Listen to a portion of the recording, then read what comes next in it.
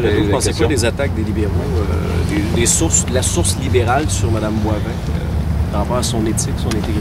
Est-ce que vous parlez du journal Le Devoir? Oui. Ah, OK. Sur cette question, je voudrais vous souligner qu'il y a 2 personnes qui sont en mesure d'y répondre. Et ce sont les personnes concernées. C'est tout ce que j'ai à dire là-dessus. Non, ça ne vous dérange pas plus que ça? C'est tout ce que j'ai à dire là-dessus. Vous ne voulez pas commenter sur le fait que Mme Boivin, supposément, aurait été mise à la porte du Parti libéral pour avoir enfreint des règles? Ben écoutez, il y a 2 personnes qui sont concernées et c'est à ces personnes-là de répondre. Moi, je n'entrerai pas là-dedans. Là. Pensez-vous que ça peut, en tout cas, vous aider dans la course en vous élevant au-dessus de cette espèce de débat-là? Écoutez, il y a 2 personnes concernées et c'est ces 2 personnes concernées qui vont répondre à ces questions. J'en dirai pas plus. Vous ne vous sentez pas concerné là-dedans? Ben, absolument pas. En aviez-vous déjà entendu parler de ces histoires-là? Vous savez, la machine à rumeurs sur la colline parlementaire, c'est probablement ce qui fonctionne le plus et à grande vitesse. Maintenant, la machine à rumeurs, ça vaut ce que ça vaut.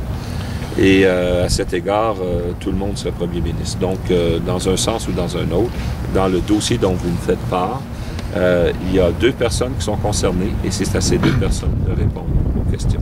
Could I get that response in English, please? Yeah, well, in the file that you're asking me a question about, there's 2 persons who are involved in the what was written in le journal Le Devoir, and it's up to those 2 persons to answer those questions. Vous répondez pas, pourquoi M. Nadeau? Pourquoi vous ne voulez pas répondre, M. Nadeau? Est-ce que c'est parce que c'est des questions personnelles? Est-ce que c'est... Absolument. C'est personnel. Écoutez, c'est d'ordre purement personnel. Là. On ne touche pas à ça. Non. En campagne électorale, il y a des dossiers, je viens de vous parler de la fonction publique, des dossiers extrêmement importants qui touchent au moins 138 000 travailleurs dans la région, leurs familles, énormément de gens, des sous-traitants. On peut parler d'énormément de dossiers qui sont d'appoint. Là, ici, on s'attaque à des aspects personnels d'individus, des individus que je respecte. On n'a pas la même opinion politique. C'est vrai, on est en campagne électorale, mais c'est à ces personnes de répondre à ces questions-là. Posez-moi des questions qui touchent la campagne électorale et écoutez, j'ai beaucoup de choses à vous dire. Oui, mais M. Nadeau, vous faites une conférence de presse sur une question de la fonction publique, l'enjeu de la fonction publique, la protection de la fonction publique. C'est la 4e semaine quand même. Oui. C'est un enjeu quand même important dans votre comté. Pourquoi vous en parlez aujourd'hui, ce matin, alors que ça sort dans les journaux? C'est la 4e semaine. Ben, écoutez, vous cherchez une opportunité peut-être de vous prononcer sur... Non, ben écoutez, moi d'abord, par respect pour le Conseil régional d'action politique de l'Outaouais, qui, dans sa façon de fonctionner, a décidé que la décision qu'il prenait pour appuyer un ou une candidate dans Gatineau se faisait en Assemblée générale, qui était pour avoir lieu en quelque part entre le 18 et le 13 de ce mois-ci. Donc, j'ai respecté leur choix. Et à la lumière de leur choix, je voulais pas faire une conférence de presse pour essayer d'influencer quelque chose à cet égard. Je voulais faire une conférence de presse, sachant que une fois que l'Alliance de la fonction publique, le CRAPO aurait effectivement fait un choix, que je pouvais sortir et à ce moment-là dire mes propos à cet égard. Je savais que j'avais d'excellentes chances d'être reconnu et à être appuyé par l'Alliance à la fonction publique. Il faut dire que c'est la 3e campagne électorale où je le suis, parce que je suis très conscient du travail que j'ai fait et que je fais avec les fonctionnaires fédéraux, autant pour travailler en français, autant pour avoir, écouté, le statut des gens qui travaillent dans les musées, c'était épouvantable. C'était la première grève en 20 ans, mais il y avait de quoi faire une grève. Il y a des musées nationaux où les gens faisaient des meilleurs salaires que ceux qu'on avait ici, qu'on a ici au Musée des civilisations et de la guerre, puis pourtant sur du même réseau. Donc, dans ce genre d'équité qu'il faut aller chercher. Le 25-75, c'est un élément important que le Conseil régional d'action politique veut également que ça se développe. Les conservateurs nous ont écoutés à cet égard. Les libéraux en ont parlé, les conservateurs nous ont écoutés. Nous, on était actifs. On est allé chercher les gens de la société civile. On est allé chercher des gens directement impliqués pour mettre l'épaule à la roue, pour faire en sorte que les enlieux de taxes qu'apporteront ces édifices, qui accueilleront enfin, ce 25 % des travailleurs de l'État fédéral dans la région, c'est un plus pour la circonscription de Gatineau, pour la circonscription de Hall-Elmer, pour la circonscription de Pontiac, pour la ville de Gatineau. Moi, là, je joue pas, comme mon adversaire a dit hier, là, moi, je vais pas selon la couleur du clocher, là. Moi, je pense en fonction macro, en fonction de l'Outaouais, en fonction de la ville de Gatineau, en fonction de ma circonscription, et tout le monde y gagne.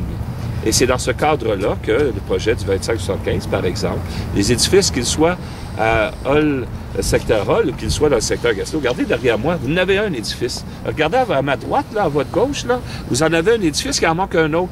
Où est la phase 2 des archives? Je cogne le clou, c'est dans mon programme, je continue à travailler là-dessus.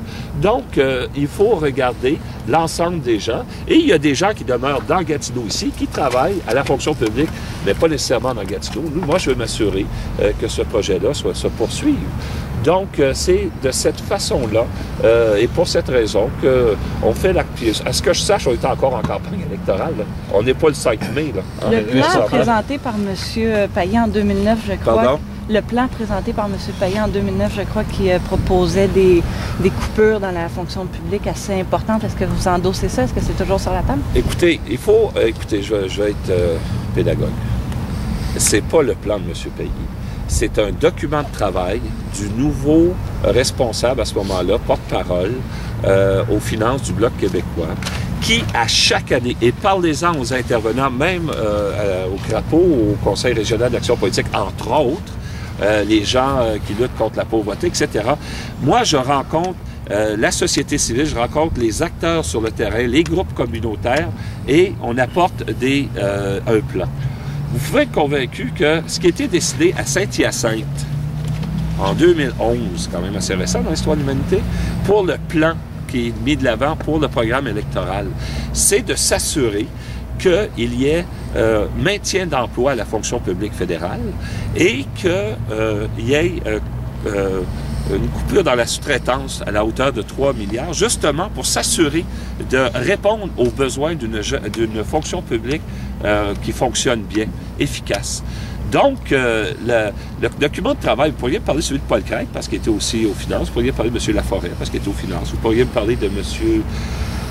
Mon Dieu, qui était de Saint-Hyacinthe-Bagotte, qui était aux finances aussi, M. Loubier. On a tous eu des plans de travail. C'est des plans de travail. Ce qui est important, c'est le résultat. On rencontre les gens et on le fait à la grandeur du Québec. Et je pense pas, moi, que les partis politiques viennent dans Gatineau, les autres.